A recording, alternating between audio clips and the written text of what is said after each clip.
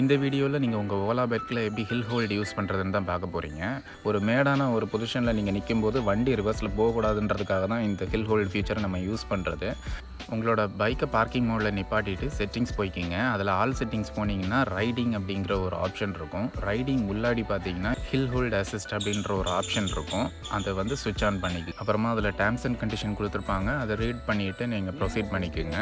Terms and கண்டிஷனில் சிம்பிளாக கொடுத்துருக்கிறது என்னென்னா, நீங்கள் அதை ரொம்ப காலமாக யூஸ் பண்ணும்பொழுது பேட்டரி வந்துட்டு சீக்கிரமாக வீக் ஆகும் அப்படிங்கிறது அதில் கொடுத்துருந்துருப்பாங்க. ஸோ இந்த செட்டிங்ஸ் நீங்கள் டேர்ன் ஆன் பண்ணும்பொழுது நீங்கள் கண்டிப்பாக ஒரு ஃப்ளாட் சர்ஃபேஸில் நின்றுட்டு தான் இந்த செட்டிங்ஸை ஆன் பண்ண முடியும். இப்போ நான் ஒரு ஏற்றத்தில் நின்றுட்டுருக்கேன். இப்போது நீங்கள் 2 பிரேக்கையுமே அப்ளை பண்ணீங்க அப்படின்னா ஹில் ஹோல்டு வந்து ஆக்டிவேட் ஆகிடும். ஹில் ஹோல்டு ஆக்டிவேட் ஆயிடுச்சுன்னா உங்களுக்கு ஒரு சின்ன சவுண்டு கேட்கும். அதே மாதிரி ஸ்க்ரீனில் வந்துட்டு ஒரு நோட்டிஃபிகேஷன் அப்ளை ஆகிருக்கும்.